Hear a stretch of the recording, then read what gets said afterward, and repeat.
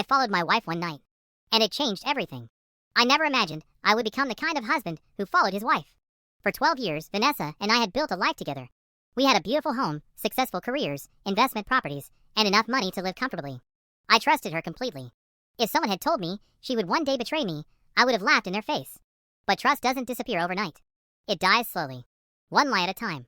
One secret at a time. One suspicious glance at a phone screen at a time. It started shortly after Vanessa joined an upscale gym. At first, I was supportive. She seemed happier and more energetic. She talked endlessly about her workouts and the trainer who was helping her reach her fitness goals. "His name is Ryan," she said one evening. "He's one of the best instructors there." At the time, the name meant nothing to me. But soon, it was a name I heard almost every day. "Ryan said this. Ryan recommended that. Ryan thinks I should try this workout. Ryan. Ryan. Ryan." Eventually, I began noticing other things.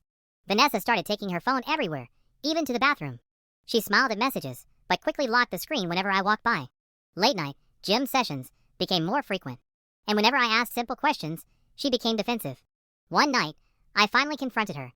"Vanessa, is there something you're not telling me?" She looked up from her phone. "What do you mean?" "I mean you've been acting differently for months."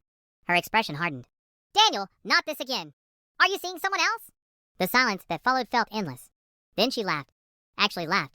"You've got to be kidding." "I'm serious. You're paranoid." Her voice was cold. "Maybe if you spent less time imagining problems, you'd realize there aren't any." I wanted to believe her. God, I wanted to believe her. So I convinced myself that I was overreacting. Until the night everything fell apart. It was a Friday. Vanessa walked into the kitchen looking unusually cheerful.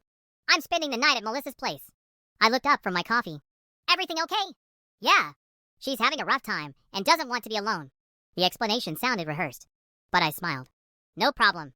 At exactly 8:07 p.m., she left the house. At 8:17 p.m., I got into my car and followed her. The entire drive, I prayed I was wrong. I wanted to feel ashamed for doubting my wife.